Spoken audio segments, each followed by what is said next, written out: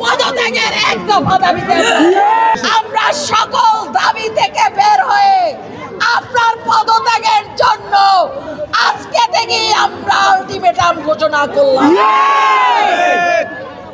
আমরা 3 দফা ন্যায্য দাবিতে যেহেতু আছি, আমাদের 3 দফা ন্যায্য দাবি, আমাদের 3 দফা ন্যায্য দাবি চলমান থাকবে।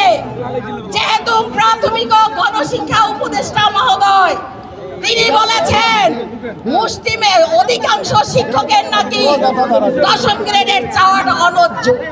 আরে স্যার, আমরা তো বেশি চাইবো, আপনার সক্ষমতা কতটুকু সেটুকু অন্তত সাদৃশ্যমান করুন। আর তা না হলে আর 1 ঘন্টার পর থেকে সারা বাংলাদেশে শিক্ষকদের আর কোনো অধিকার নেই। প্রাথমিক ও গণশিক্ষা উপদেষ্টা মহোদয়ের এই বিবৃতি এবং আমাদের শিক্ষকরা কারাগারে আছে, তারা মুক্ত হওয়া না পর্যন্ত প্রাথমিক ও গণশিক্ষা উপদেষ্টা মহোদয়ের পদত্যাগের এক দফা দাবিতে